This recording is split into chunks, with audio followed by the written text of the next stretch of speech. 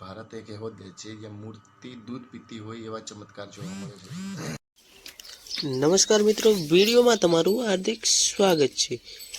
મિત્રો, અત્યારે જે કમલેશ જાદવ છે તેનો વિરોધ થઈ રહ્યો છે. મિત્રો, કમલેશ જાદવનો એક વિડીયો પણ વાયરલ થઈ રહ્યો છે, જે અમે તમને પાછળ બતાવીએ છીએ. તો મિત્રો, વિડીયોમાં બન્યા રહેજો. મિત્રો, વિડીયોમાં નવા હોય તો વિડીયોને લાઇક કરી ચેનલને સબસ્ક્રાઈબ કરી લેજો. તો મિત્રો, જે કમલેશ જાદવ છે તેમણે સુરાપુરા દાદાનો વિરોધ કર્યો હતો. તેનો વિડીયો અત્યારે ખૂબ જ વાયરલ થઈ રહ્યો છે. મિત્રો, તેમણે દાનભા બાપુને એક ચેલેન્જ આપી હતી કે તમે એક ચમત્કાર બતાવી જુઓ, હું તમને 5 કરોડ રૂપિયા અને જિંદગીભર સુરાપુરા દાદાની સેવા કરી. તો મિત્રો, અમે જે વિડીયો બતાવી રહ્યા છીએ તેમાં કમલેશ જાદવ એમ કહી રહ્યા છે કે હું એક તર્ક વિડીયો બનાવું છું. મૂર્તિ દૂધ ના પીવે, તમે એ દૂધ ગરીબોને આપો તો તેમનું પેટ ભરે. તો મિત્રો, શું કમલેશ જાદવ સાચા છે? અમને કોમેન્ટમાં જણાવજો. અને જો વિડીયો ગમ્યો હોય તો એક લાઈક કરી દેજો.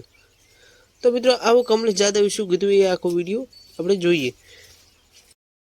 તમે બધા સારી રીતના જાણો છો, મારે કહેવાની જરૂર નથી. ભારત એક એવો દેશ છે જ્યાં મૂર્તિ દૂધ પીતી હોય એવા ચમત્કાર જોવા મળે છે.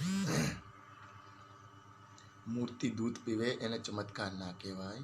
મૂર્તિ દૂધ આપે અને લાખો ગરીબ જનતા જે ભૂખી સૂતી છે ને રોડ ઉપર, એ પીવે એને ચમત્કાર કહેવાય.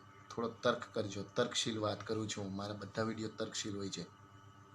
અને એક તો આ ડોફાના કારણે મગજ ચકડોળે ચડી ગયું છે. ડોફા સાંભળજે, કોઈ તર્ક વગર મારો વિરોધ ના કરતો. હું તર્કશીલ વિડીયો બનાવું છું, સંવિધાનના દાયરામાં રહીને વિડીયો બનાવું છું.